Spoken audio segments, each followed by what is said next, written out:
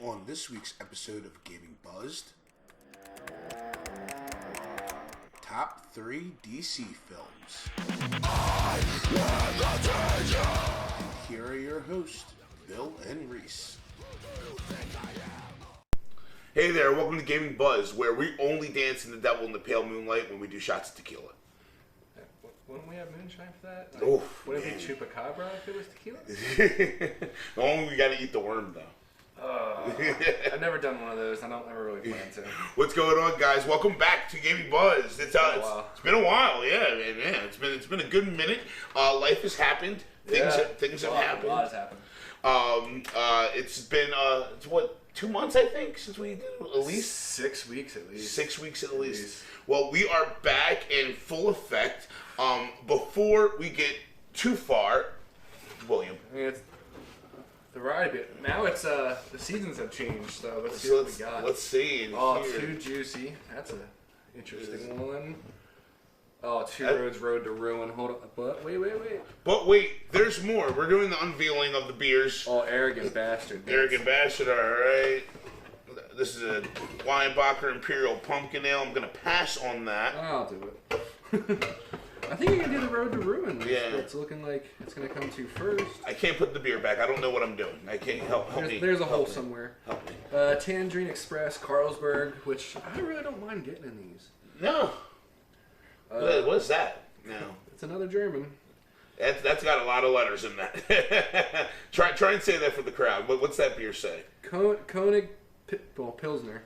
That's not how you spell Pilsner.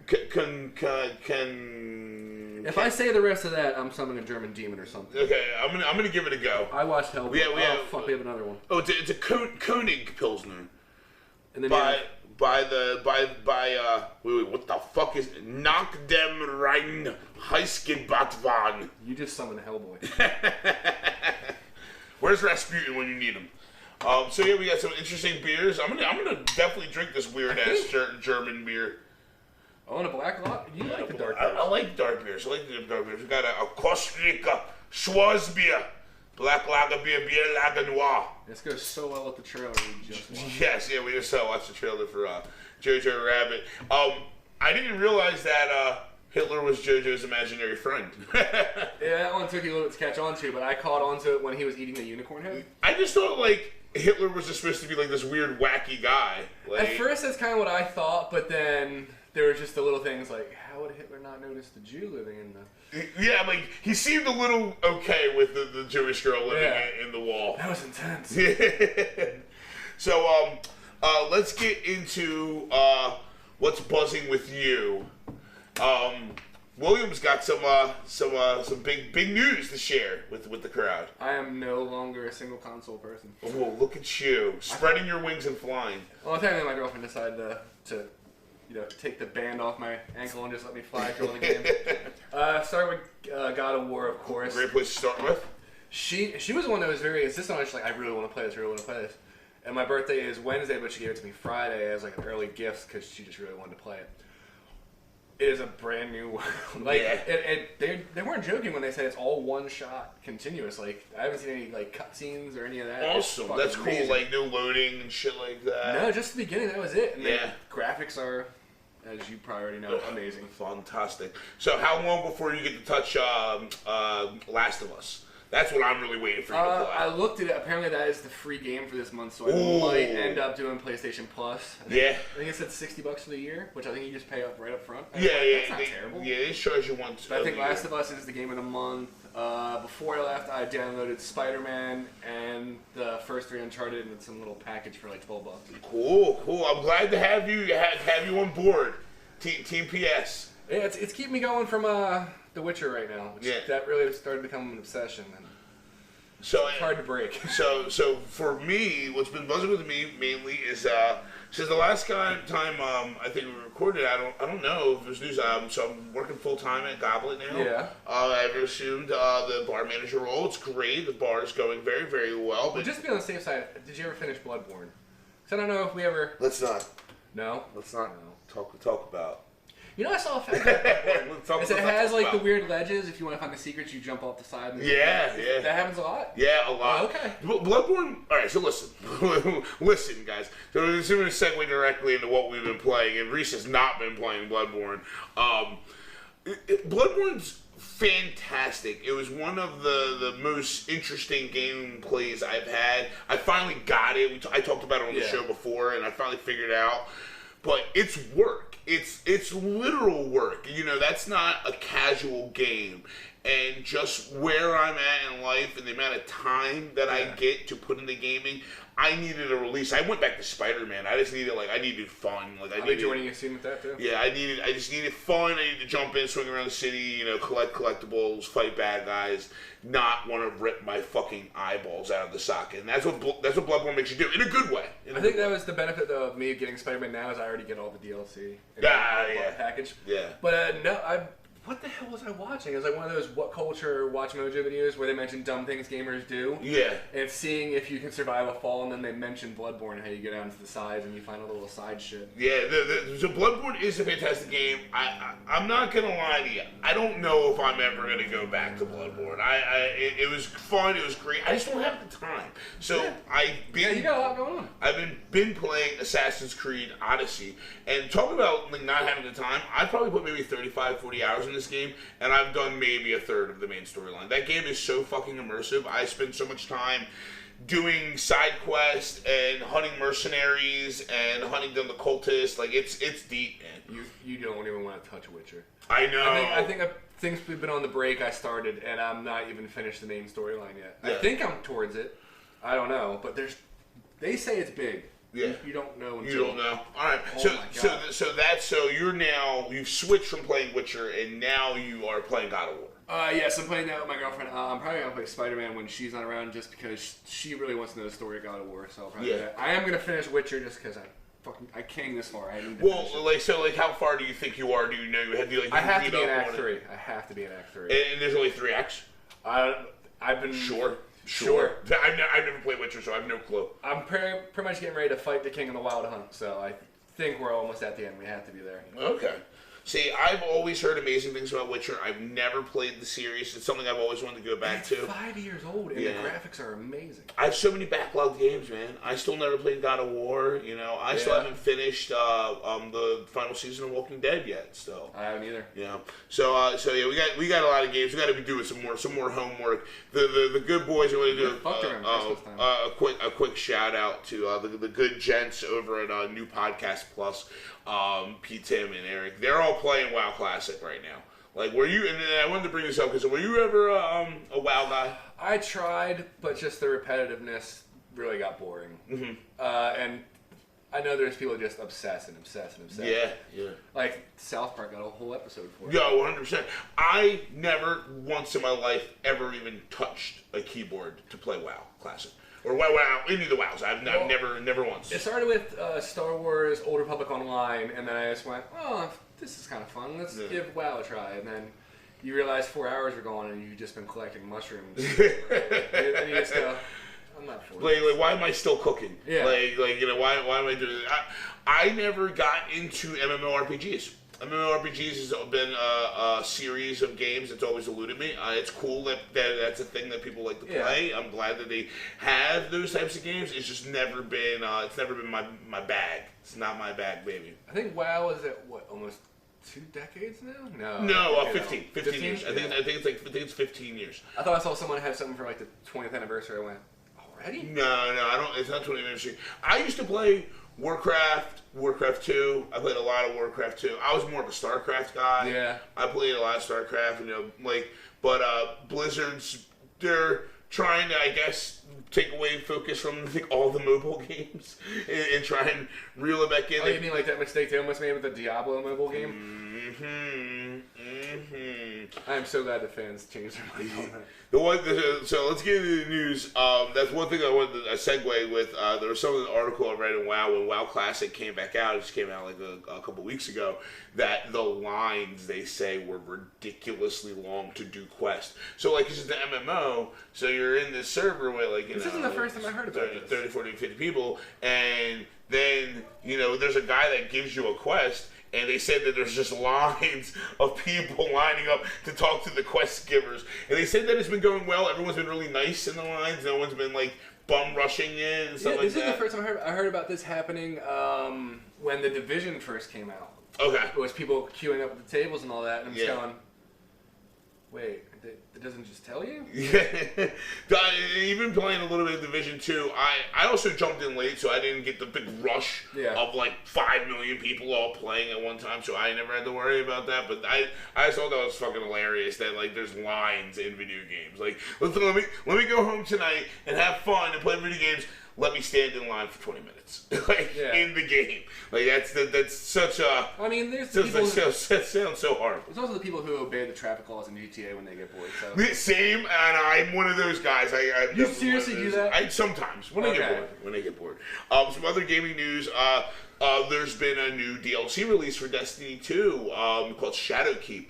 I love the meme that's going around. You ever see the meme of it's an astronaut? And he comes back and he's like, "Moon's haunted." And the other guy's like, "Wait, what did you say?" And it's him cocking a gun. I said, "Moon's haunted." And like it's him going back to the moon. That's what's going on with Shadowkeep. It's taking your characters to the moon to battle an unknown threat. And I saw a Destiny crossover with that meme. I haven't touched Destiny 2 in since it came out. Like when it came out 2 years ago, I played it for like a solid 3 months straight. And I haven't touched it since I got rid of Peter Dinklage. Man, well, they also killed off fucking Nathan Fillion's character. I can't remember his name. Horrible gamer. But they killed him off. Yeah, no, he was just mainly doing the commercials though, wasn't he? Yeah, but he was a character. I mean, not playable character. He was a storyline character. And Nathan Fillion has about as much luck as Sean Bean with characters. Oh yeah, so that's also a little bit. Although his are just on off screen. Yeah, there's another news. That one just hit you. Yeah, Sean Bean just. He's like putting a clause in his contract that he's tired of being killed in films. He doesn't want to be killed in any more movies. Oh, my favorite was him promoting his show. Legend. Yes. Yeah. And the commercial for that was like, "And then I die." Like, no. My favorite was that. Yeah, it was like hashtag don't kill Sean Bean or something. It was like a trending tag or something like that. Even while we were just talking about that, I was trying to go, he didn't die. And I just went, oh yeah, GoldenEye, Lord of the Rings. He didn't die in Silent Hill. Yeah, 2. Did he? Yeah, Silent Hill 1 he did not. So he made it through 1. He made it through 1. Yeah, fair enough. Yeah. So in some other gaming news, Borderlands 3 also dropped. Wait a minute. National Treasure doesn't die in either. There you go. Yeah, my favorite about the joke is he doesn't die in Ronin, but he gets disarmed with a cup of coffee by Robert De Niro, which is just as bad as dying. Yeah. So Borderlands 3 dropped. Were you a Borderlands guy?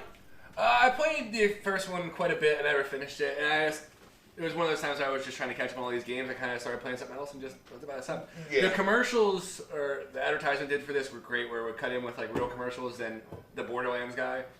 I thought those were great. The artwork was amazing, where he's Jesus. Yeah. And that's just a fun game. It's cool. The cell shading is all really awesome. I was never a Borderlands guy. I think it's just meant to be like a joke game, honestly. The Handsome collection was free. Yes. A couple months ago or a month or two ago. And I got that because I never owned them, and I put about maybe 10, 15 hours into Borderlands 2. It was fun. I liked it. I just, nothing against the game. It's so shitty being as much as I love video games and being a gamer and not having the time like I did. Oh, that's so annoying. So I just don't have the time to put into these games. So I'll play them for a little bit. If there aren't like, the AAA big ticket games, like, your Spider-Mans, your Red Dead, stuff like that came out over last year, I'll play those, I'll beat those. But other than that, like the other games, I just don't have the time to beat. Or it's kind of like when you get home and like, you think about playing all day, then you finally just sit down and you're just like, I just want to watch YouTube or something. That happens so much more often to me. Preaching to fucking choir. Like, there's so many times I get home from work after I leave the bar, and I'm like, oh, cool, I'm gonna play some video games, and I'll sit down with the controller, and I'll start it up, and I end up sitting there for a half hour looking at my phone, and then I'm like, yeah, I guess I'm gonna go to bed now. And that's literally what happens. 3 out of 5 nights of the week that I actually have time to sit down and play video games. It's shitty. Or you even just try, you're just like, I just don't have mental capacity for puzzles or the combos I have to do right now. Let's just go on YouTube. Yep. Some other news, getting a little bit away from video game news and the other things that are going on in the world. You know, we had Comic-Con, New York Comic-Con just happening this weekend, actually, while we're recording this. Some cool comic book news that we did not talk about. This happened about 2 weeks ago. Spider-Man's back in the MCU. I wasn't worried at all. No, not at all. It was like the James Gunn thing. You knew it was going to happen. It was a matter of time. It was a matter of time. And like everyone, like as soon as the first things came out, everyone lost their shit. Like, oh my god, blah blah blah. Like, I'm like, no. This is what negotiations are. Yeah. Like this is how this happens. Someone says this thing, then they say this thing, they say that thing, then they come out to a deal. Sony knows the amount of money they're making with their partnership with Disney. Disney realizes that they're Disney and they can just buy the world if they want to. So eventually they're going to figure it out. Oh, the way they're trying to spin it, they're like, oh yeah, Tom Holland reached out to both. Like, it doesn't matter. It doesn't matter. Doesn't matter. Doesn't matter. Tom Holland ain't signing checks. I love Tom Holland. He's the man. I'm glad that we got like a guy like that that cares about his role and cares about trying to fight for it. But like I said, Tom Holland ain't writing the checks. No. That'll make the difference. So we got Spidey back in the MCU for one Spider-Man film and one collaboration film. So just one and one is all one is all it is. But it was then we get to do this all over. Exactly. And then people are like, well, "What's going to happen after that?" And I'm like, "They're going to restructure the fucking deal. Like that's what they do. Like they extended the deal for 2 more movies. Because after that, and then they'll restructure. Because Far From Home was the most made the most return of a Spider-Man movie ever, didn't it? Ever of all time. Okay. Yeah, all time. Hit $1 billion worldwide. Yeah. Yeah. Fucking Marvel had 3. Oh, it was the quickest to do so. That's Marvel had 3 films that hit $1 billion this year: Captain Marvel, Endgame, and Far From Home. Like they're just making money over money over money over money over money. Disney Plus, November. Yeah. Did you also see the $550 Infinity Saga box set? What? $550 Infinity Saga box set comes with every film that's come out from Iron Man up to Endgame. You get a lithograph. It comes in a big collector's box. Someone's like, oh my god, $550 is a lot of money. When you really think about it and do the math, it's only like $23 a movie. Yeah. So like, and I'm sure there's like collectibles in with it. Yeah, exactly. Yeah. So, and the amount of content. The phases. Yeah. The phases. The first one was First one ended with Avengers. No, the first one was the Tesseract, was the collection for that. Yes, yeah. The box sets. The second one was the Power Orb. Okay. I think. I forget what the third one was. One of them was a shield briefcase. I remember that. That might have been the first one. No. So that's it's probably the shield briefcase from the first Avengers movie that had the Tesseract in it. Oh, there you go. So that would make sense. And the Power Orb. Third was probably fucking Power Gauntlet. With the Infinity Gauntlet, maybe? Yeah, probably. Yeah. That'd be my guess. Yeah. So, I mean, that's cool. I'm not going to buy it. Yeah. I haven't spent actual money on an actual Blu-ray or DVD in 15 years for it, maybe 13, 12 years. I'm not that recent, but we've just been buying them on Xbox. Yeah.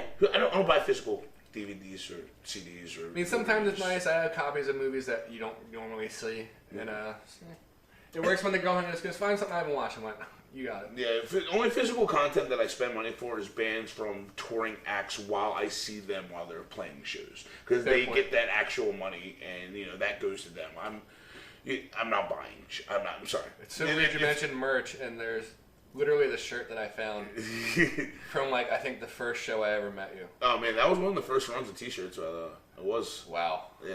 I think we've known each other that long. Yeah, I think it's got some years on it. Yes, it does. Probably some other stuff, but let's not talk about that. Oh, God, dude.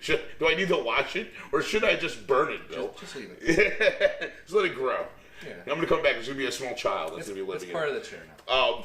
So now that Spidey's back in the MCU, we also got to talk about some interesting news that came out. Acclaimed Academy Award-winning director Martin Scorsese, one of my top 3 favorite directors of all time, says that the Marvel films are not cinema.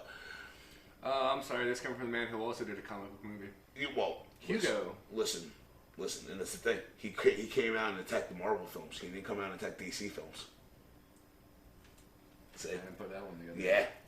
Well, listen, this is how I'm trying to think of any actor who has been in a Scorsese movie that has been in a DC movie. I was going to say Margot Robbie, but no. Yeah.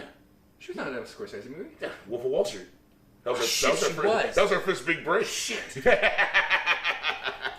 completely always forget that one. Not saying it's a bad movie. I love that movie, but I always forget that one. Here's the thing, Marty. You're a god amongst directors. But you did Shutter Island. So I wasn't even going to go there. I wasn't even hit it with that low blow. Well, you're a god amongst directors.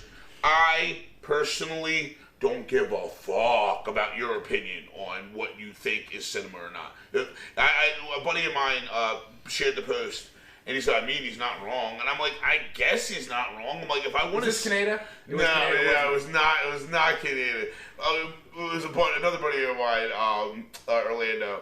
But the thing is, like, if I want to see art house cinema, if I want to see a deep, thought-provoking film, I'm going to go see a Martin Scorsese film. If I want to see fun and enjoy as a cool-ass flick, I'm going to see a Marvel film. Somewhat good storylines? Yeah. So, like, what difference does it Guys, we know the storylines aren't fucking perfect. Yeah. I'm not one of those people. Like, there's a lot of people talking in the Nerd Gang group, like, oh, well, like, Endgame should get nominated for this and nominated for that. I'm like, no, it shouldn't. No, it shouldn't. It should get nominated mad for about the Robert Downey thing. editing. So? Yeah, it should be nominated for maybe visual effects and editing. If they want to push to get it nominated for Best Pictures, now they do like 10 Best Pictures out of the year, sure. It shouldn't win any writing award or acting award or Best Picture award. And who cares? Who cares? It doesn't matter. These movies are fun. They're enjoyable. They're taking these stories from our childhood and putting them all together and making them very, very well done in a visual format. And twists we never see coming. Yeah, and that's all. That's the whole point of it. That's all we need. In other news that from movie news, the Kingsman trailer has dropped. They just dropped a full one. We talked about the initial. Series too. Yeah, the series is just fucking hilarious. Yeah, I can't lie. Two. I liked Golden Circle. I liked it. It was okay. I didn't think it was as good as one.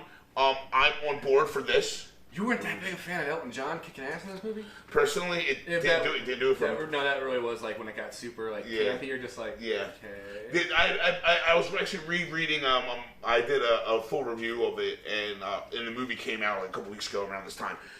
2 years ago, and I was like, my memories, and I saw, and I didn't rip it apart because I enjoyed the film. It was fun, but it had issues for me. I really didn't like Julianne Moore's character as her villain actress. Her entire point and her entire drive were just kind of like, I really don't care. Like, it's like Samuel L. Jackson. His made sense. It made sense, and like I actually said this. I love villains in movies. Villains in movies that when they do something and you're like, I actually get your point. Like, in the Sam Jackson's character, I'm like, yeah, you're a psychopath and you're murdering people, but I get where you're going with your point. Like, I think I started calling the things like that the Thanos principle. Yeah, and that's really, killing the few to save the many. Yeah. And it's a tried and true tale thing that's been going on since talk with a girlfriend forever. Once. Now shit. Crazy. Shit, dude. The Bible did that. That's the whole thing about the apocalypse. It's like, cleaning off the earth and getting rid of the fucked up people so the other ones can live. And so that's nothing new. But like Kingsman 2 didn't really do it for me. I'm here for Kingsman,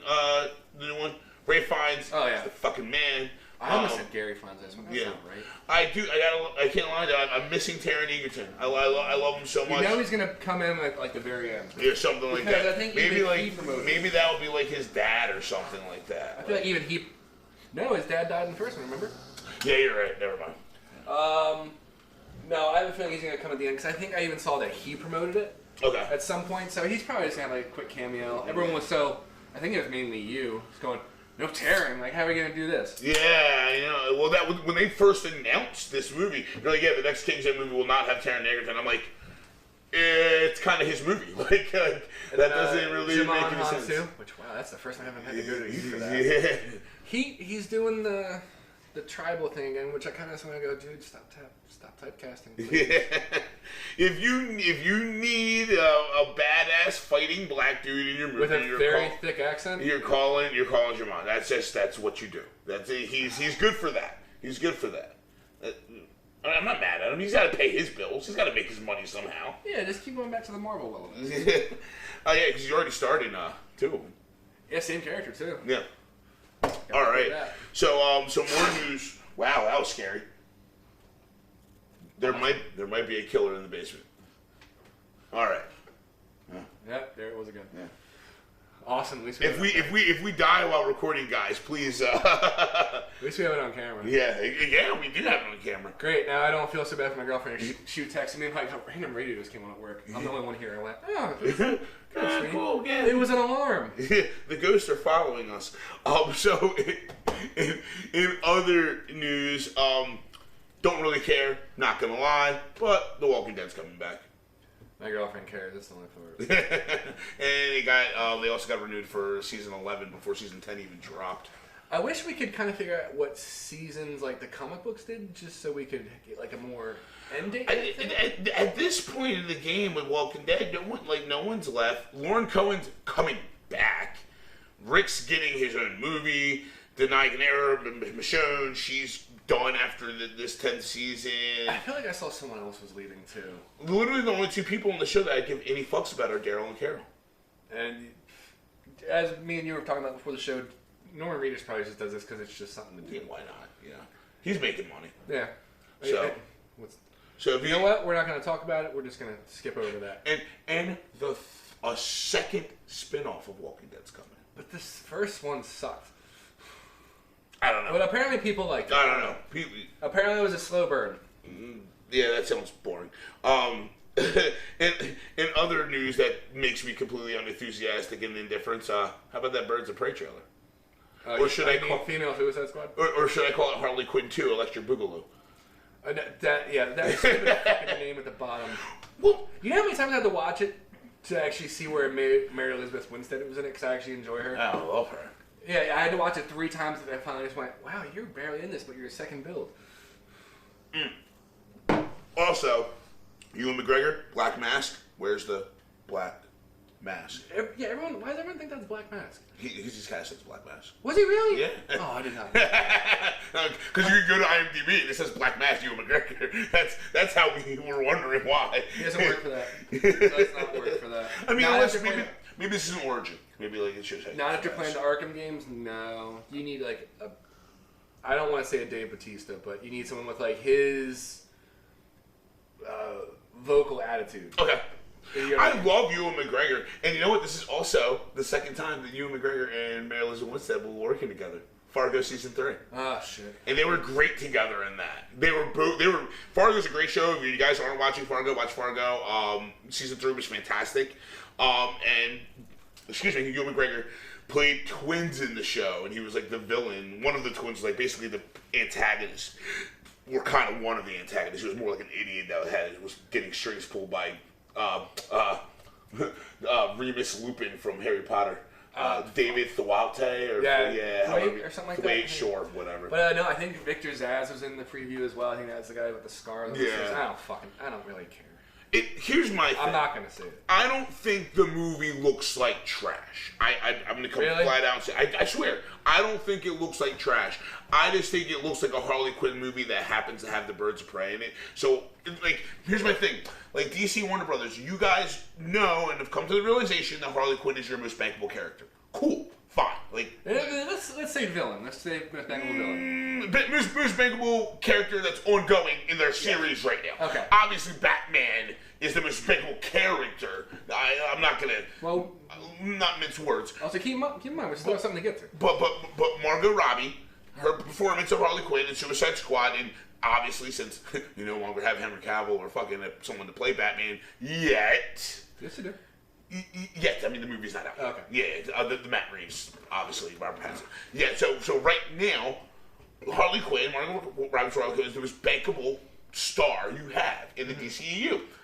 Just call the movie Harley Quinn and have the Birds of Prey in it. Why? I don't understand why they're pitching it as a Birds of Prey movie, yet every trailer, every poster, every article just makes this look like a Harley Quinn movie. Yeah. Like, just call it a Harley Quinn movie. And it's just weird for me. I'm like, just call it a Harley Quinn movie, put the Birds of Prey in it, fine. Whatever.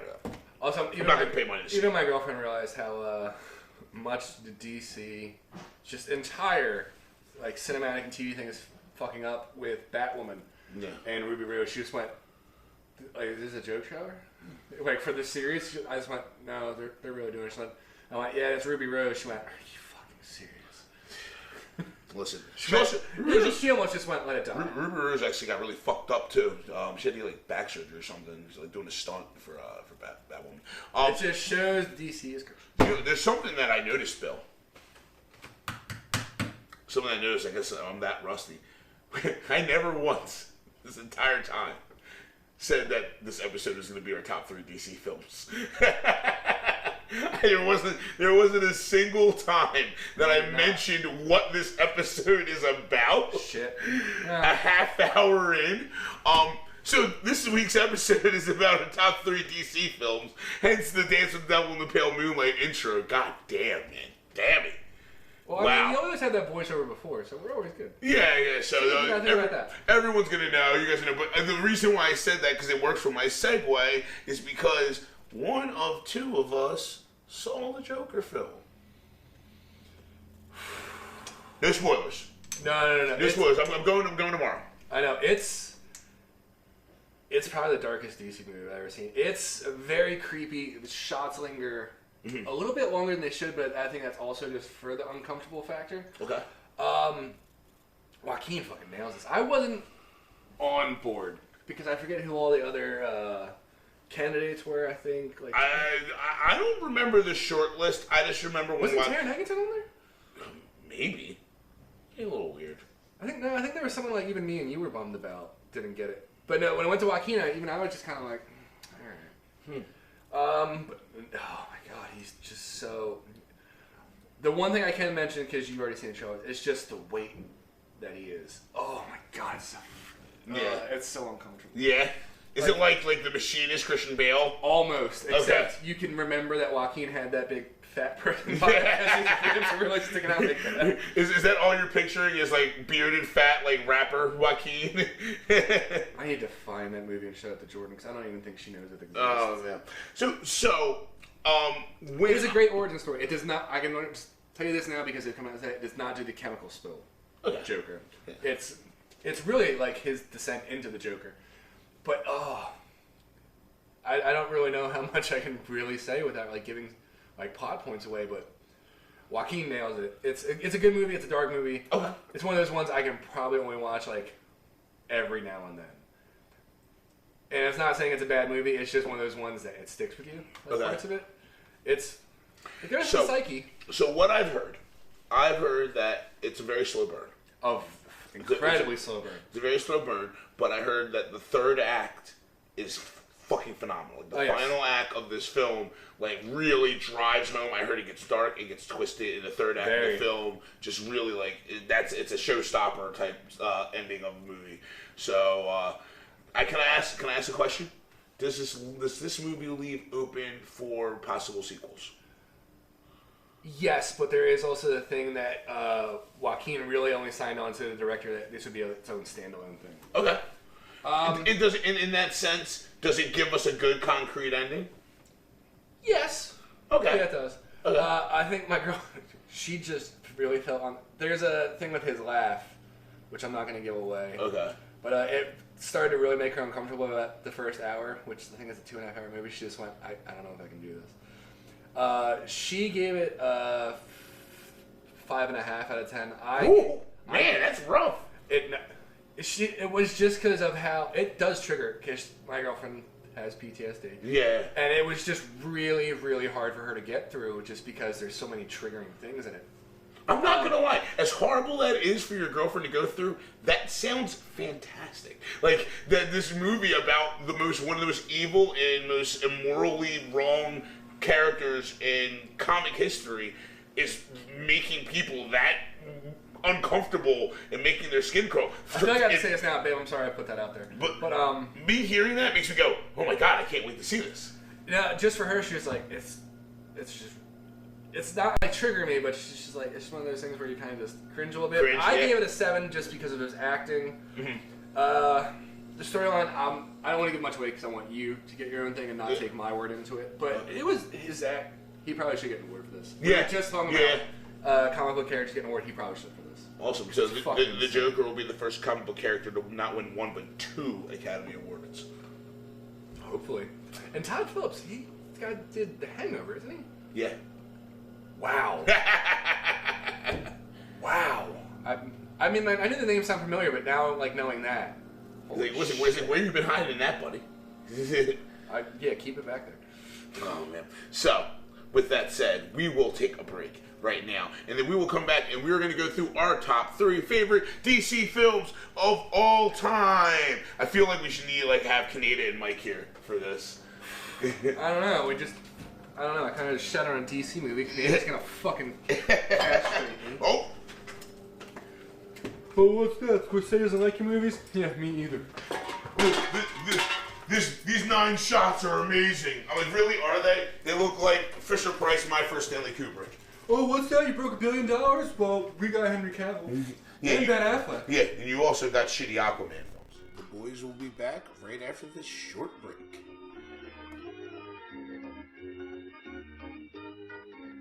Alright guys, welcome back to Gaming Buzz, and we are going to crack directly into our top 3 favorite DC films.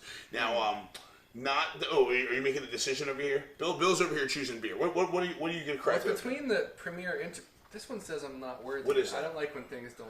Oh, if it's trying to say that you're not worthy, this is a Premier Interverse Original Double Dry Hop IPA. I'm going to definitely back that up. I'm going to go with Stone Arrogant Bastard. I enjoy Stone. Ooh, man. You don't like Stone, right? Are you kidding me? I love Stone. I drink the Tangerine Express a lot. I believe... Is there a Tange in there? I love that bad boy. Motherfucker. Hell yeah. What was the fun one? Right here, Ghost Hammer. That was still like their coolest title to me. Yeah, no, I love Stone. Stone beers, listen, if you want a West Coast IPA, you can't go wrong with Stone. No. They kind of got that market cornered. Good, and they do a good job. Rogue. Rogue's good. Dead Guy is a classic Yeah. for mine. I fucks with Rogue. But so we for the release of the Joker film that just came out, we figured, well, let's talk about our top 3 DC films, and we're not just doing DC EU films because sorry, Canada and Mike, that means that they would all not ever be on the list Pretty much. Yeah. So. Yeah, you guys. You know what? We still gotta have them on, so I'm not gonna. Let's not do it. Yeah, we're gonna definitely have Gaming Buzz versus Honestly Nerds, and we talked to a good buddy Eric of New Podcast Plus, and we're gonna get him to moderate it. I think it's gonna be a fucking fun time. He did look kind of intimidated about it. So let's jump right into this top 3 list. So for our top 3 DC films, I mean, I guess I can start. You want to start it? Yeah. Go for it. What do you got for number 3? Olympus Has Fallen. Not Washington, DC. DC Comics. I don't know what that is. It's a comic I don't think Hollywood book. does either. Hi-yo. I had to do the build-up for it. Zinger. Awesome. So Number 2 is going to be Departed, honestly. Lee Martin says he had it. Well, that was Washington, wasn't it? Departed? It's Boston. Boston accents. Oh, no, I thought it ended with the rat going in there was the Capitol building in the back. No, you're right. Yeah, you're right. That was my fault. Yeah. But Olympus Has Fallen is still a good movie, and shown Gerard Butler can still do it. Can he, though? I haven't watched the new one. Angel Has Fallen. World Has Fallen? I Have Fallen, I Can't Get Up? Hey, he did 300. Jedi Fallen Order? Hey, he did Geostorm, and we'll forgive him for that. And whatever that love letter movie was. A P.S. I Love You is a heartbreaking tale of 2 Star Trek. I'm trying to do it seriously. Wow. Well, I hate. I was gonna let you have it. I hate Hilary Swank. I heard the movie's good. But no, first I am gonna go with. Actually, we went through the list, and we're gonna get to the ones that we did not know when we got to the honorable mention. Yeah, it's a lot of comic book films that are out there that we didn't know were comic book films. We didn't know they were comic book films. One, or we didn't know they were DC films. Yes. A lot of them I knew they were comic books. I did not know that all these were DC films. No, my number 3 though is The Losers. It's so much fun, and was that Chris Evans' first? Was that before Fantastic Four? That was definitely not his first. It definitely wasn't not another team movie. Because that would. No. Like first, comic book movies. Yeah. Then maybe. Was that before Fantastic Four? I don't know. It's when Jeffrey Dean Morgan was meant to be a leading man. So maybe. Yeah. Fact check us. Yeah. I don't know if that came up before Fantastic Four. It's a guilty pleasure, honestly. It's a fun movie. Losers? Yes. I wouldn't even call it guilty. Losers was fun. Oh, yeah. Idris Elba, Jeffrey Dean Morgan, Zoe Saldana, Chris Evans, Jason Patrick was the bad guy. Columbus Short, Columbus Short. I don't want to be racist, but the black guy. The one who was always with Chris Evans. Oh no, he wasn't black. That was the Spanish guy. Spanish guy. No, there was the black guy too. He was the tech expert. Okay. Yeah, you're right. only remembering Idris Elba, but there was another black guy. Yeah. Yeah, like the chemistry between Chris Evans and him was just great. Yes, yeah.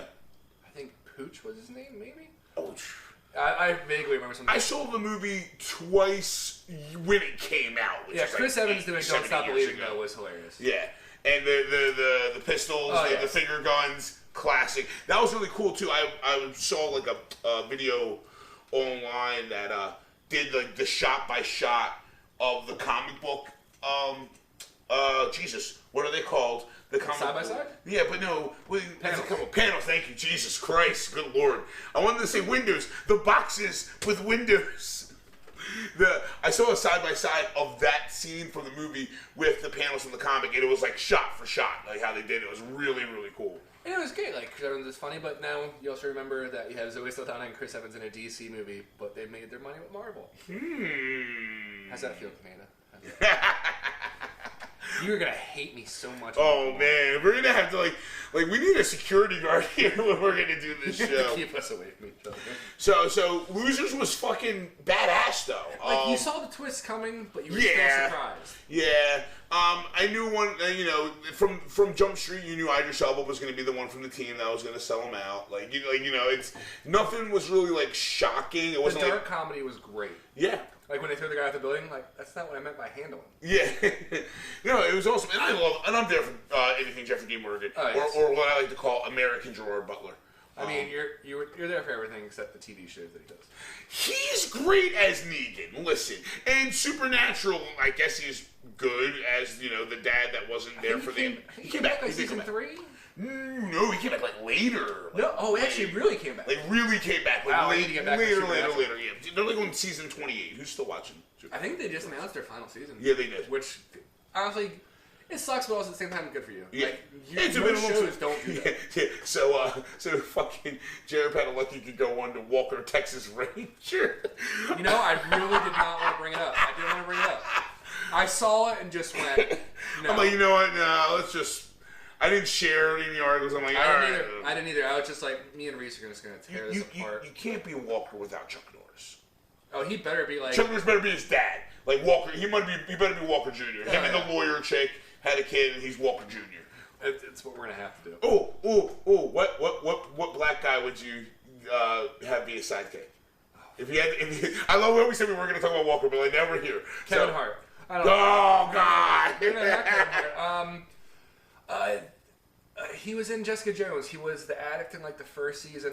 Okay, him. Eka Darville. I think he's a great actor. Okay, I don't know any other things that he's in. You know what's funny? I mean, he would never do it because he's like an A-list actor and he can make money making Hollywood films. I think it'd be a perfect role for Michael B. Jordan. And I don't even like Michael B. Jordan. I was just talking with Jordan about this the other night. I was like, Reese just really does not like him. She went, why? I was like, because he's so typecast. I went, well, that's what he's meant to be. I went, no. Like, I'm sorry. Like, he doesn't have any range, in my opinion. He's a capable actor. In every role that he's in, he delivers what he needs to do, but he does the same thing every single time. Like, I get it. You're a flashy, cocky, disenfranchised young black dude. Yeah. Like, that's every role. Every role you've ever been in. But he would be great as, God damn, I can't remember his name. I can't either. Walker's black friend. That's what his name is. WBF. I don't know if that's PC today, but I can say it. It's okay. I'm so mad at myself for saying PC. We're not. I think we also made it through a whole episode. You haven't made one racist report. Give it time. Let me get into my number 3. Bill's number 3 was Losers. Batman 1989. Boom. That was the Tim Burton film. Yeah. Correct? Michael Keaton. God. Dude. There's no way. I'm still vaguely disappointed he didn't have like a I am the Vulture line in Spider-Man. I'm not surprised. That's okay. He was still amazing. He was one of the better performances. You're better than Clooney. Well, that's not trying too hard. I love the 1989 Batman. Someone like put a post up and said like the movie doesn't stand up, and like. I feel like a lot, and I saw someone else say this. Maybe the music choice in the museum. Oh, I mean, no, let's not. First off, the music choice by Prince, who did all of the soundtrack for that film. I'm just saying that's probably why some people will. Fantastic. People, I guess it's campy, cheesy, or whatever. Like, doesn't hold up. What's the point? Old. I don't know, man. There's a level of nostalgia, and like people can like say I have nostalgia goggles on and being blinded, but that movie's so. But you're not. Like, because that came out after like Adam West's like interpretation, where we're still meant to have like that somewhat like real comedy vibe. campy, Yes. real campy. So, and this is like Biff, Tim Burton's version of it. Yeah. It wasn't until we got to like early 2000s and all that is when we got like True, Christian dark, Bale's, gritty. our Arkham series. Yeah. So no, the 1989 Batman, it's so quotable. Oh yes. Michael Keaton is the quintessential Bruce Wayne. I don't think anyone's been a better Bruce Wayne than him. I like some things about Ben's Batman. I like some things about Bale's Batman. What? I didn't. I'm sorry, I just don't like Bale's Batman. I know you don't, which is weird. And you're not the only one, though. I preferred the villains more in that movie just because it seemed like they had more acting ability than he did alongside them. Yeah, I won't spend a lot of time talking about Bale because we can get to them later. Because I know one of us will probably include a Bale movie in our choices of top DC films. Probably. But no, for Keaton is the quintessential Bruce Wayne. My favorite Batman of all time, and I always say this, is Kevin Conroy's portrayal of Batman in the animated series. Actually, wait. Let me just. Where's your at real quick? Just so I can say this real quick. Oh, then we're good. So I always see you that. didn't like Val Kilmer at all? No, I have nothing against Val Kilmer. Nothing he was okay. against. He was an intriguing Bruce Wayne. I highly enjoy Batman Forever. I don't got a negative to throw on Val Kilmer's name. No, we only did one. You serious? I Yeah, did too. it was Keaton, Kilmer, Clooney, and that was it. It was just 4 movies. Batman Returns, Batman Forever, Batman and Robin. The Joel Schumacher era of Batman. I still remember the Mr. Freeze candy that came out for the Clooney one. God, that movie was just such a dumpster fire. It's not even funny. I think even Schwarzenegger said he hated it. That was one of the worst fucking movies I've ever seen in my entire life. Even George Clooney just went, "Have you ever done a gay role?" I was like, "Well, I did do Batman."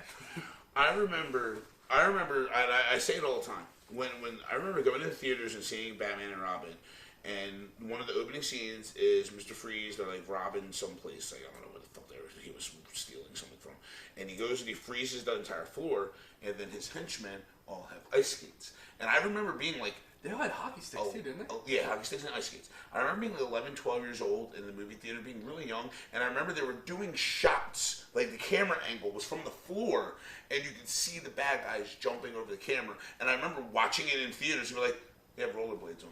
And I remember like I'm like, being a like 11, 12-year-old kid, I'm like, there's no producer This started very soon for you. Or editor anywhere that watched this film didn't say like, yeah, we probably should do a camera angle coming up from the floor so you can see the rollerblades as they're supposed to be skating on ice. Like, that always has stuck with me about that movie. Regardless of like how fucking horrible and cheesy that movie is, that one thing will always be the thing that I'm going like, this movie fucking sucked, and this is why everyone wants to keep redoing Joker and all that. No, I want a very good Mr. Freeze. I want an Arkham series Mr. Arkham series Mr. Freeze, yeah. Because that's very intriguing. I want a decent Poison Ivy, although Uma Thurman, like, it's probably one of the few times I'd say, I'd probably touch you. It would probably only be for a second at that. No, there's like just so many weird, like Bane. Oh God! We did good with Tom Hardy. We did good. Let's not go on a tangent and talk about how shitty Batman and Robin is. Canada is tying the news right now. I want to talk about how good 1989 Batman was. Tim Burton did a great job. It was all Tim Burton and Gothic and great. The quotes are awesome. The insanity from Nicholson and Keaton. Fucking the scene when Joker shows up to Bruce's. It still kind of gives me nightmares. And Vicky Vale. It's like, so you want to get nuts? Let's get nuts. Like that. Keaton really embodied how his much little of a side madman. always scared me too. Bob? I've seen him in a recent movie. Yeah, Bob. Bob gun, and then he shoots Bob. What did Bob ever do to you to get shot? Come on. But that's what makes the Joker great. He's a fucking wild card. But the acid scene, as I said, not in this most recent Joker, I really appreciated that in this one. His recovery, though, that always haunted me as a kid. It was fucking terrifying. Mirror! God, I love that movie. I love it. That was my number 3. I might have to go back and watch that. What's your number 2? I'm going with the internet's boyfriend. Keanu Reeves and Constantine. Which, again, was... we actually slipped up and forgot that Constantine was DC. Yeah, we really did. Yeah, I mean, it's very... As soon as he was on an episode of The Flash, or no, he was on an episode of Arrow back when I was still trying. And Constantine's got some animated stuff that DC's done. Constantine's an I wish DC that show would have stuck around. character. Constantine was a good show. It was better than this bullshit they have right now. Yeah. And the actor even they had picked was great, but no, you love Constantine as well. It was dark. It was too close to his save the world shtick of movies. Yeah, well, you're not saving it from robots, now you're saving it from monsters? I always see like these articles that's been going around, this big trend. I forget what website does it, and the articles that are going around is like name of the movies, like this movie was better than what we remember, and it's like Constantine, a better film than we all remember. And I'm like, Constantine was always badass. I've never met anyone that said Constantine was a bad movie. I think it's Joe Blow. It might be Joe Blow. Because I just got a Michael Douglas one for that. Falling Down. Yeah, and I think it's Joe Blow. It's like this movie was better than we remembered. And I'm like, that movie was never bad. Like when I saw the Constantine one, I'm like, no one has ever said Constantine was a bad movie. It was shocking. It was perfectly dark. Tilda Swinton as Gabriel, like that fucking like asexual as Balthazar. Yes. And then Peter Stormare as Satan, man, the greasy used car man salesman Satan. Oh, I thought he was.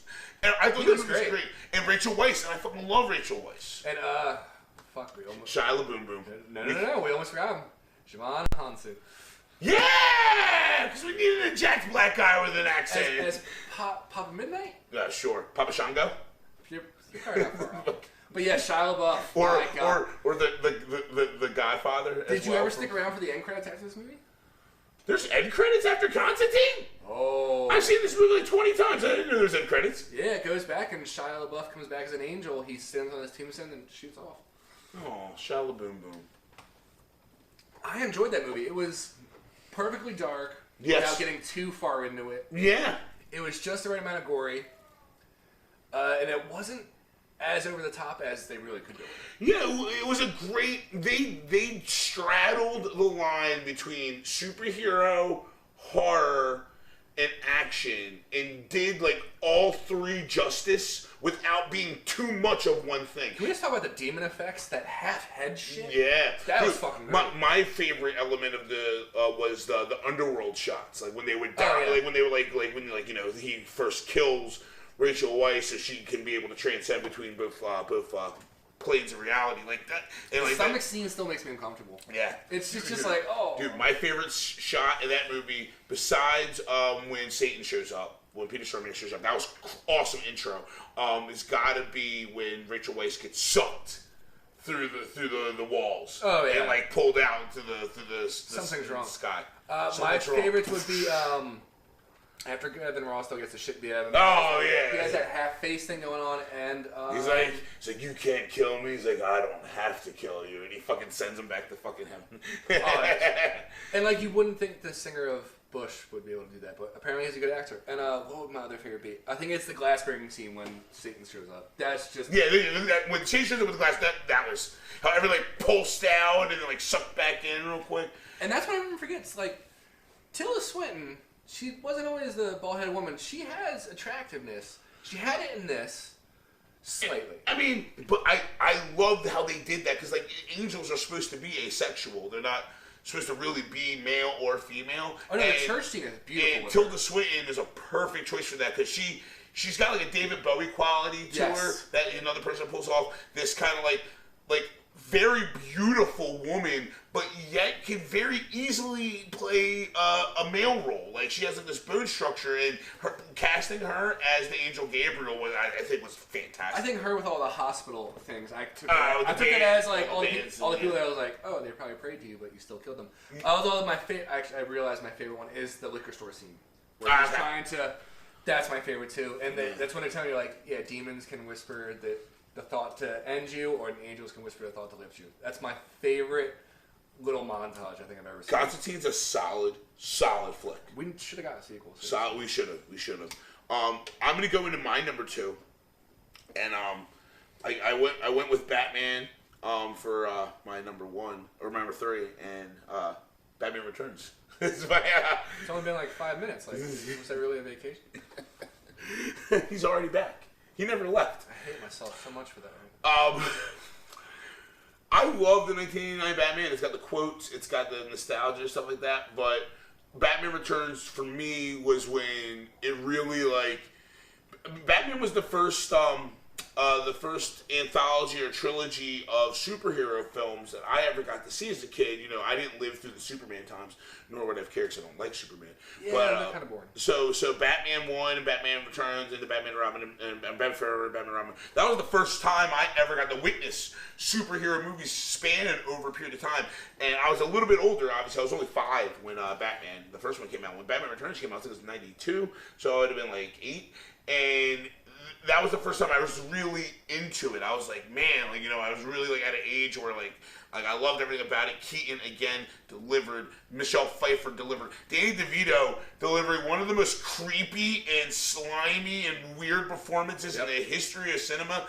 Awesome job. Burton again nails it. Christopher Walken. Yeah. One of the best bad guys in the history of movies. I need to go back and watch Batman Returns. It's been a very long time since Batman, you know, and there's going to be some things. I also like we always have this argument on Nerd Gang between all the guys. It's like Batman doesn't kill, Batman this, Batman. I clearly remember Batman strapping a bomb to a fat man's chest in Batman Returns and punching him over the side of a railing. Like, Batman kills motherfuckers. I need to go back. Yeah, I just said I need to go back and watch this now. It's been a very long time. That's a great scene. I like how they handled the story of Oswald Cobblepot. I love how they handled the story of Selena Kyle. It's cool because this is why it's impressive you really don't like Gotham more. I mean, it's so campy. It's so. I loved the first 2 seasons of Gotham. I just stopped watching because I stopped watching. Not because I didn't like it. No, I have nothing. I think the season with Bane is now on Netflix. Yeah. I might just watch it just to go, all right, let's see what you do with him. Yeah, I have nothing negative to throw on Gotham. I mean, it's cheesy, it was campy, but I highly enjoyed watching it. I just a really procedural type show where you would kind of just like get the hints here and there. Well, first off, I can't remember the name of the guy from the OC that plays Commissioner Gordon. I love him, and I love Donald Logue. Donald Logue is Donald Logue's one of my favorite actors that like doesn't do a lot of stuff out there. Right? I think maybe Sean Pertwee is the guy who plays. Sean Pertwee plays out. Awesome. He's great as it. Great. Robin Lord Taylor as the Penguin. He owns. You remember him from Accepted though, don't you? No, God. He was ADD. First off, I also haven't seen Accepted in like 15 years, so I someone like put the side by side. I just went. I never put that together. No, I wouldn't put it together. I gotta throw some love out to Fish Mooney, to Jada Pinkett Smith. Oh yeah, for a new character created solely for the show. I liked what they did with her. You know, they did have Solomon Grundy. I'm sorry, you're not watching this. I forgot your name. But they did attempt to do Solomon Grundy. It still wasn't the Grundy I really want to see. Yeah. Reese, we're really leaving someone out of that. What's that? Carmen by Kendrova. Oh. And she's over 18. Yeah, she is. So well, I can finally say that. I can talk all about Carmen by Kendrova. She is just great. No, she's just great on the show. Even but this is gonna feel weird to say. Even before me and Reese found her attractive, she was just a good addition to the show. Just because her attitude and all that, it really embodied what Catwoman is meant to be. What Selena Kyle is meant to be, and along with whatever the hell his name is. Bruce Wayne, sure. Sorry. He was okay. Sorry, you kind of scared me. He was okay. He was like a little too emotionally devoid and detached, and I get that because that's kind of what a young Bruce would have been. But like, I can leave or take him. But I love everything else they did, and Cameron Monaghan's performance. Oh fuck! How did the fuck did I forget? As Jerome and his brother and. Whoever the fuck else. Like, you know, like, I remember, like, I'm like, oh shit, they're really going to make a Joker out of him. And I like how they toyed with it and did it. And at least for what I saw in the earlier seasons. Oh, he did great. But Batman Returns. I'm ready to go back to it. Batman Returns. I can't remember the last time I actually watched it. It's been a while for me. But that's got one of my favorite lines of all time of any superhero film is when Catwoman and Batman meet up. And they're under the mistletoe and she's on top of him. And he's like, Batman's like, you know, mistletoe is deadly if you eat it. and Catwoman kisses him. It's like a kiss can be even deadlier if you mean it. And I always love that quote. That's a great quote from that movie. It's a very good one. Yeah. So yeah, go see that. So Bill, before you get to your number one, what are your honorable mentions? Oh, well, fuck, Reese, we had a lot. I think you wrote a lot of them down. Well, so I wrote what Rotten Tomatoes has for their top 3. Okay. Rotten Tomatoes top 3. I left out one of them because it was animated. So I was just going with the major release films.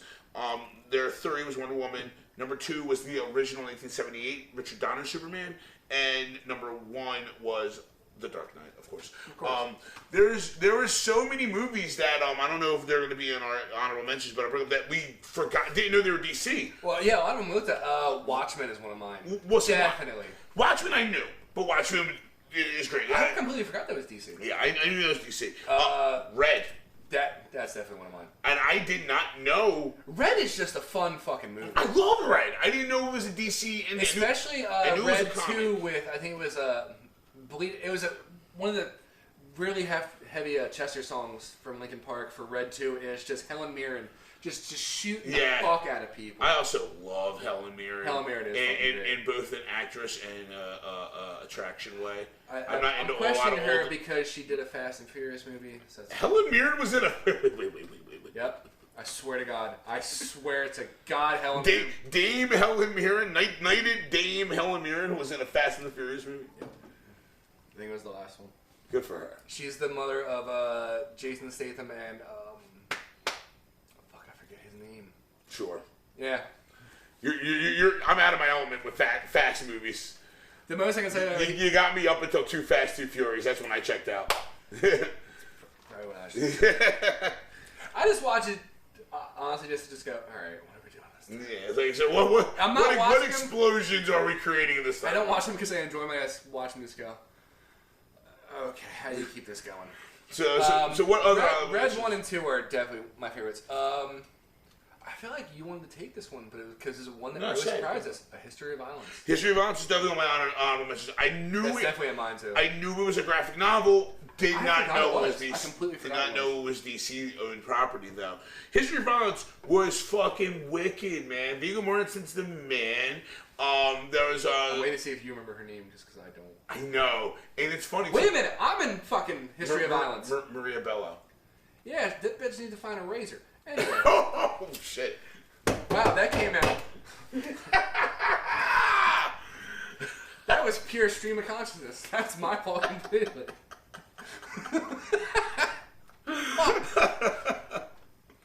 So, that cheerleader stairwell. It was like fucking Chewbacca coming out of her fucking panties every fucking scene. That cheerleader stairwell sex scene was like that was super cringy. No. It wasn't the cheerleader stuff. I think it was borderline a rape scene. Yeah. Oh yeah. Yeah. As I said, it was very cringy. Yeah. It was very, very cringy. I remember watching it, I was like, I don't feel comfortable at all. For me, that was worse than Straw Dogs. Which that's not a DC movie, or, you know. What, was it worse than the Serbian film? Don't want to talk. Yeah. All right, let's keep moving on and not talk about rape. Hold on, I love being able to do this. I was in History of Violence. Yes, you were. You're also General fucking Ross. I love that you get this, because whenever I tell this Jordan, she went, you like pays an extra. I went, no. William Hurt, God damn it! You were also in the very much not talked about Dark City. No, that I was, and what should have gotten a sequel, Lost in Space. Should it have? Did we need more Heather Graham and Joey from Friends? Did we really need more of that? Yeah, we kind of buried it. But with that standing, History of Violence, fantastic, and also Ed Harris. Ed Harris, fucking man. He dies pretty early on, though, doesn't he? No. I thought he did. No, he's the guy who first shows up to the diner and talks to Yeah, but I thought Viggo ends up killing him. He ends up killing him. Oh, right. yeah. Okay. Viggo ends up killing a lot of people in that movie. That scene where he fucking breaks the dude's jaw off.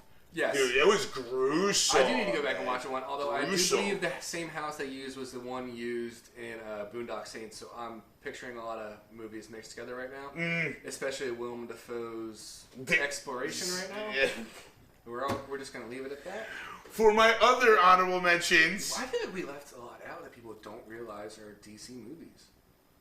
I don't know. Well, one of which was one that we didn't know was Losers. We didn't. Yeah, well, we didn't realize Losers. That's right. I took that. Yeah. Actually, no. My number one is the one we took.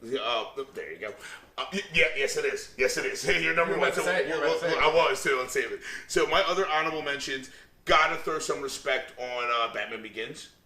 Yeah, that's one of the times where I actually enjoyed Bale's Batman, and I didn't really care about Liam Neeson as much. When Bale, in the one scene, when it's the beginning of the third act of the film before the end of the movie, before the last action sequences, he has that party at wherever the fuck Bruce Wayne has parties at.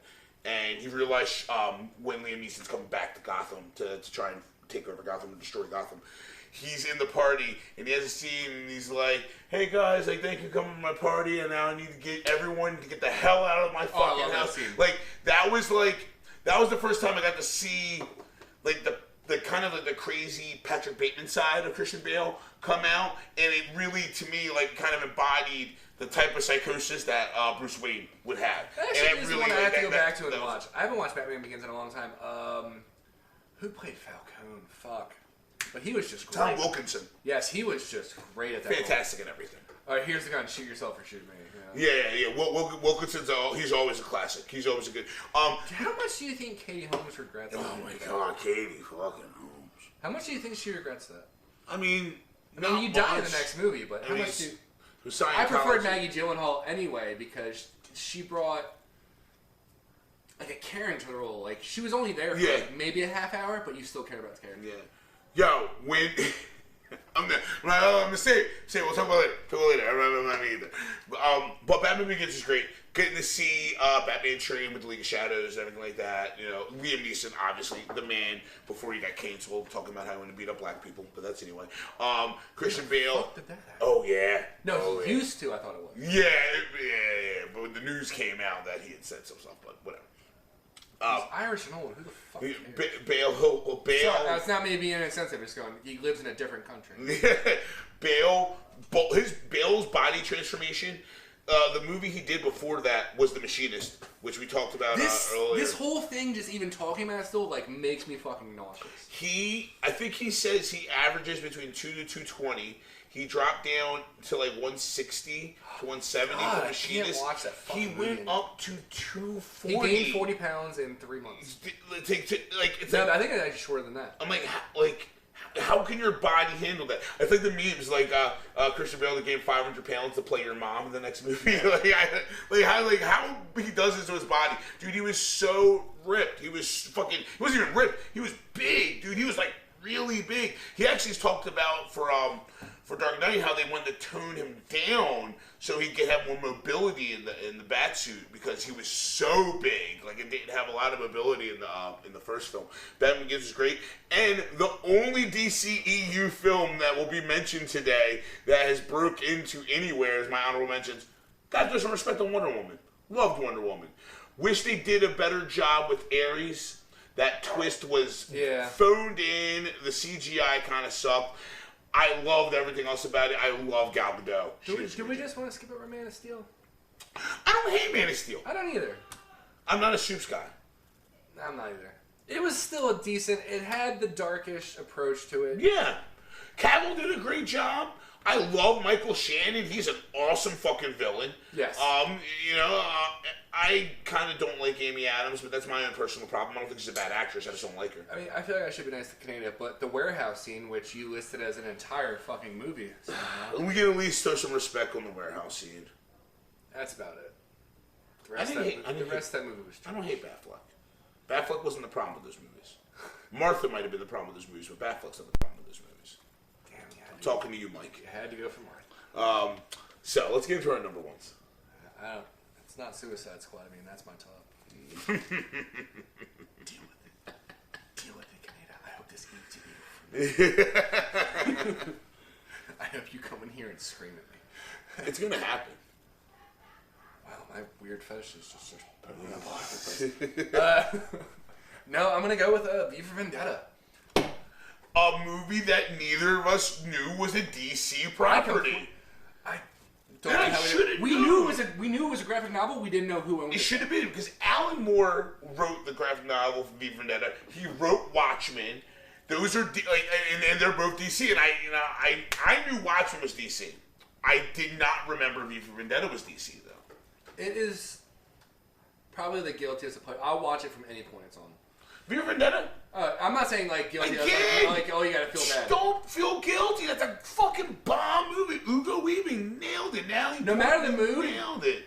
Well, no, but when you have to watch Natalie Portman's head shaving scene, yeah, you kind of feel bad. Yeah, you do. She did that shit. She rocked that shit proud. Maybe she's like her, like Karen Gillan for Nebula. Nebula. I love how she pulled her wig off at Comic-Con that 1 year. Like, I missed that. Oh yeah, she was like, yeah, guess what? Blow, pulled it off, bald head, like straight off. Like that's dedication. I love that type of shit. But no, I feel like Ricky Gervais probably should have been the reporter who got attacked. I feel like that probably would have worked or been more relatable, maybe. That's just me. But no, all around, just shot very well. And my grandfather is... The Wachowski siblings, or the Wachowski sisters, at this point. Let's not go there. Don't assume their genders. Don't you dare. I'm going to offend somebody. What were you saying? No, my grandfather, the great John Hurt, as the Chancellor. He was such a great actor. One of my favorites. Yes. 44-inch chest. Go see it. Also, the voice of the dragon on the series Merlin. Fantastic job. John Hurt is the man. Oh, but no, Hellboy as father. The alien bursted out of his chest. An alien. John Hurt's. If you want him as more a gentle role, go with Hellboy. Yeah. John Hurt's the man. Always has been. Always will be the man. But no, here's the thing. I feel like we should be able to see more of these faces, except just that one flashback. But other than that, it was just shot so well. And nowadays, if you try to release that movie now, people are like, oh, this just influences terrorism. Oh, no, it fucking doesn't. It was like, first off, he's wearing a goddamn Guy Fawkes mask. Guy Fawkes has been around since like the 15th century. This isn't anything new. Like they didn't create like some new plot to give him. This is all based off of true world history. But that movie will hold up now. It totally will hold up. With everything going on right now, that will hold up. Oh, good God. Yeah. People should not fear the government. Government should fear their people. Yeah. Great movie, great lines, great performances. The action was great. Yes. That scene at the end where they had the slow motion scene where you could like see the trails coming off the daggers as she's like fighting that room with like 20 dudes. Dude, awesome. Awesome flick. Doesn't influence terrorists. It influenced you to really think about what's going on. So, what do you feel about like how Anonymous has taken up the Guy Fawkes mask? Like, how do you feel about that? Anonymous hasn't really been doing a lot wrong lately. No. They have their hit and miss moments. Like when they out a whole bunch of pedophiles for Halloween. Yeah. Mm-hmm. That's a very good thing. I'm for it, honestly. So was that. I was just curious how you go. Yeah, Speaker of the People. Huh? Yeah. So you're going to go with V for Vendetta for your number one. Fuck, I need to watch that tonight. So, I went into this, I was talking to Bill, I went into this list, making up my top 3 list, and I was like, man, DC films, I don't want to pick 3 Batman films. So number 1 is Dracula. And... Wait. Number 1's Green Lantern. Wow. How did we not even say that? Because there was no need to ever bring up Green Lantern ever. But we watched that great video. For the new Free Guy, the new Ryan Reynolds video game movie, it's starring Steve from Stranger Things, Joe Keery. A British chick who I did not know who she was. Her name sounded familiar, but I don't remember for anything. I just love saying his name, Taika Waititi. God, he is my favorite director. And we just watched a little short, promo video they did for Free Guy, and, Taika and Ryan Reynolds were like, it's so fantastic to finally work alongside Taika. Like, Ryan's like, working on Taika. I've never gotten a chance to meet him before. Taika's like, it's a great opportunity. I always heard Ryan Reynolds was great. I've heard about you for years. I always wanted to work alongside you. And Joe Keery, Steve from Stranger Things, weren't you guys in a movie together? No. And they're like, no. There's no Hollywood. It brings people together. No, we've never met before today. And he's like, yeah, Green Lantern. And they're talking and they pan back over to their seats and they're both gone. That's a very good comedy mashup right there, honestly. Because Taika, he directs very well. The Thor series, he saved. Oh man, yeah. He saved that so well, and he gave the comedic aspect of Thor, which it needed. He helped direct scenes in Endgame. My biggest problem, not even a problem, I love it actually, is watching that video, listening to Taika talk. All I hear is Korg now. Like, I don't hear Taika Waititi anymore. I just hear Korg.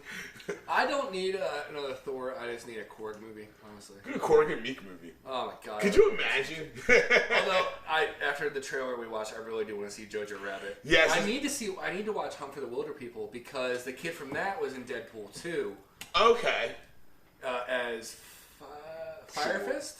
Oh, the main kid. That was yes. He was in Hunt for the Wilder People? Yeah, apparently that's like a huge movie. I think it's like him and Sam Neill. Yeah. I believe. And what's the other one he did? Shark vs. Ninja or Shark vs. something? It was more of a love story movie, I believe. Yeah. Eagle versus Hawk? Sure. No. Yeah. Eagle versus Shark? Yeah, who knows? Taika Waititi. You're great, dude. You're great. I'm ready for Thor: Love and Thunder. I really hope he's on. Oh yeah, he did because he gave the hammer to Natalie. Yes. So we know what's happening in that. My actual number one, guys, not Green Lantern. It's another Batman film, and it's The Dark Knight. I got you. Let's say it's Aquaman. It's another Batman film. It's Batman 1966. Adam West. I mean, if you really wanted to be. And Burley Kessler. No, and Cesar Romero. Dark Knight. I really have to ask, like, with your choice for this, I'm not saying your choice at all, but why not Dark Knight Rises? Personally, this is many issues that I would have with Dark Knight Rises. Dark Knight Rises felt like it. Do you want to say it felt forced, like the writers were just trying to end this? It was a solid wrap up to a trilogy, but this is my personal problem. I know the story of Talia al Ghul. So, the whole movie, fair point. I'm like, so you're Talia. So you're Talia. So you're Talia. Oh, wait, you betrayed Batman. Big twist. So you're Talia. So you're Talia. It kind of took a little bit of a weight out of the punch for that. There's also some things. The time travel and teleportation. Hey, I just climbed out of a hole in the desert halfway across the world. Next scene, I'm standing in New York City in a full bat suit. Like, are you Batman? Like, I get it. You could have given me 10 seconds of exposition. Like, you're Bruce Wayne, you're one of the richest dudes in the world. So you have, like, maybe a bat cave somewhere else in the world that you can access and get a suit from, whatever. But, like, literally climbing out of a hole in the desert, next scene, full suit in Gotham. Fair point. Yeah, there was just some stuff. There was a lot of things, that... Anne Hathaway didn't do it for me. Sorry. I agree. I didn't think she was a good choice for Selena Kyle, and then watching the movie, I'm like, yeah, you're not a good choice for Selena Kyle. Nothing because Anne Hathaway is an actress. I just don't think she was the right choice. Also, my favorite blooper that is actually in the movie is the stuntman who just falls by being hit by no one. Yeah, I know what scene you're talking about. And the big fight scene at the end on the steps. No, this is on the roof with him and Selena. Oh, yes, I know. Yeah. When he finds out Bane's involved. But anyway, no, Dark Knight, I fully agree. Yeah. Because it's just so chaotic and... Dude. We're not sucking Ledger's dick on this, seriously. But he was the quintessential version of the Joker that needed to be put into cinema. Seriously, the whole Agent of Chaos thing. One thing that was so great that Nolan did with Batman is that has not been done for any superhero movies, he made Batman work in a real world scenario with his trilogy. Yes, but everyone wanted like Killer Croc or any of that, but we weren't gonna get that. I'm glad we didn't. I'm glad as well. Nolan did a great job of making this grandiose superhero and this grandiose comic book world fit into real life and make sense. If we would have held on to Ledger's Joker, if they would have had Killer Croc in Dark Knight Rises, it would have been just Ledger just smacking him in the face, just going, "Get him, big boy." It would have been like, just too campy, too cheesy. He did a great job with that. So someone out there like tried to say like, "Oh, all Dark Knight Rises has is the great performance by Heath Ledger," and I'm like, listen, stop yourself. Dark Knight. I'm like, Dark Knight, yeah. Well, Heath Ledger. I'm like, stop yourself. I'm saving you now. I'm like, stop yourself. So, are you saying that a movie that has a breakout, amazing performance by an actor, you're trying to say that performance shouldn't be taken into account when talking about the greatness of the film? That's what makes films great. That's why Fight Club's great, because of Brad Pitt and Ed Norton's amazing performances. This is why this movie is great, because of this person's amazing performance. Dark Knight is great because of how amazing Heath Ledger's performance was. It is not just Ledger. Maggie Gyllenhaal does well. Aaron Eckhart does well. Sure. Gary Oldman does fucking well. He's the best Gordon we've ever had. Anthony Michael Hall. Yeah, in his little bits. In his 5 seconds. His hostage video, yeah. Oh no, he wasn't in this one. He was back in the next one. I can't remember the guy from Lost who played the police chief. He did well. The guy with the very Matthew Modine. That's the guy with the really dark eyelash. No. Matthew Modine's the cop from Dark Knight Rises. The cop that ends up like fighting.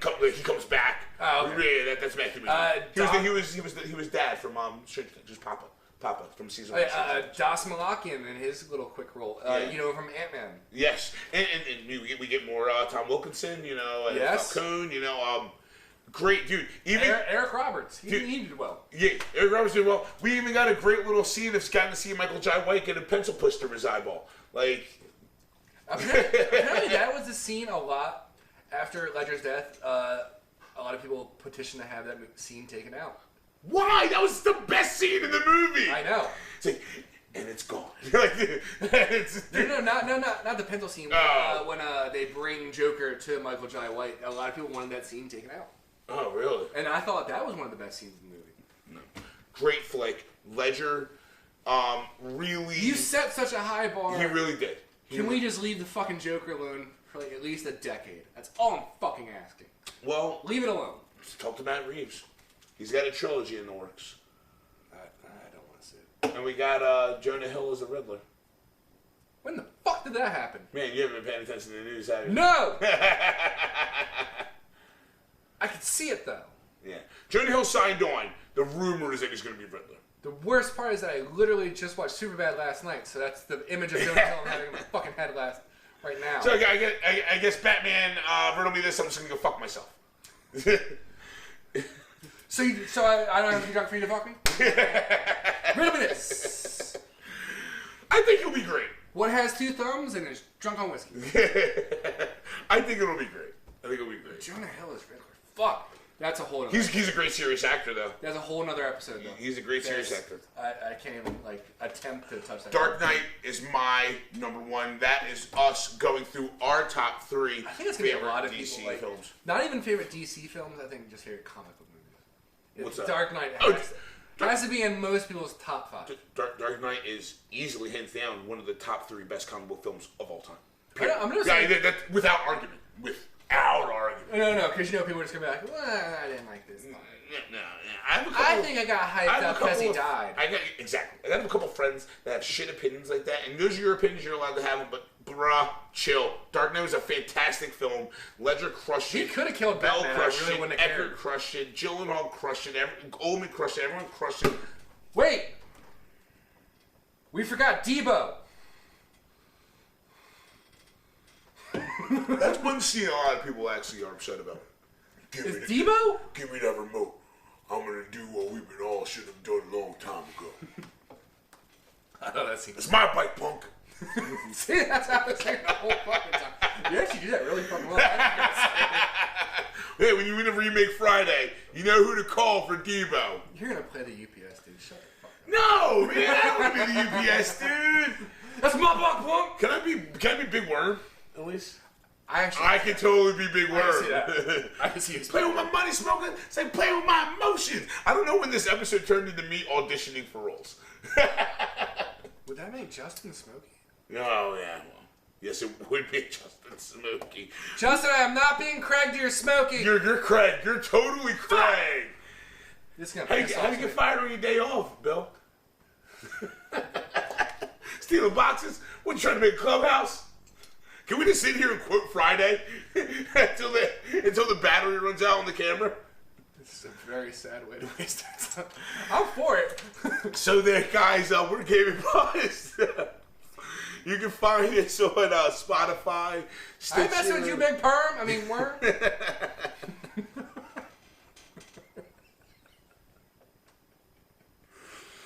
We're on YouTube. We share memes on Facebook and content. Give us a like, give us a share, give us a rating on iTunes. Check out all our friends. If you really disagree with our picks, if you have a top DC movie that... Oh, yeah, that too. If it's Suicide Squad, though... Just stop. Go back in the closet. Just stop. I almost added animated stuff. The only one I've ever seen... The Killing Joke was great. I never saw Killing Joke. I've only seen Mask of the Phantasm. That was the older one.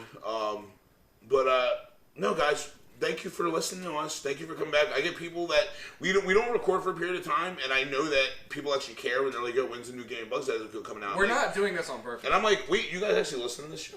I feel I'm like, me and Bill just do this for fun so we can get drunk and talk about stuff that we like. We didn't know actual people wanted to listen. We don't take these breaks as long as they are on purpose. Like, we just have so much shit going on. Like, when the day hits, we just go, we really can't. I had weddings and parties. Bill, was dying. Then I was working, and then we were both hungover. But we're going to make as much content as we possibly can. We still got a lot of cool stuff that we want to do for you guys. We want to do some streams. We want to do some field trips. I'm a fucking fool. Sir, you just celebrated a birthday. Oh, yeah, it was my birthday. You got a birthday coming up. I know, we'll do that next week. Yeah, we're Libra twins, guys. Libra twins. That's why this works so well. No, guys, thank you so fucking much. Seriously. Those of you that, actually ask us, it kind of just makes us go, oh, fuck, I thought we were just doing this for us. Yeah, really. Really. So it's good to know. We're glad we got you guys out there. Please, can always... hit us up on our Facebook. Send us emails. You can email me, Reese at Gaming Buzz. You can email Bill at GamingBuzz.com. If you just have a question about the show and how we run shit, info at Gaming Buzz. Like I said, we're on Twitter. We're on Facebook. We're on Spotify. We're on iTunes. We're on Stitcher. We're on Buzzsprout. We're Google Play. We are everywhere you want to be, like a MasterCard. Swipe that bad boy. Get some cashback rewards. Someone's gotten some Hulu ads on there. Yeah, right. Yeah, so I'm trying to make that money, man. I'm trying to get the sponsorships. Guys, make sure that you like and review and subscribe. If you are on YouTube watching the videos, you can always just listen to the audio. We really need the thumbs up. We do. We need the likes. The likes give us good feelings. They make our hearts happy. But guys, more likes equals better beer. Oh man, we're just gonna go with that. Wait till you see what I have planned for your birthday episode. Fuck. Oh man! I've already been warned about this. Well. Also, I did get another bottle of the Game of Thrones Scotch. Oh shit! Yeah, so, guys, it's been very. We'll see you guys soon. Bill will be drunk by the hands. You can find us online at www.gamingbuzz.com, Twitter at GamingBuzz, or Facebook.com/GamingBuzz. Special thanks to a multitude of breweries and viewers like you.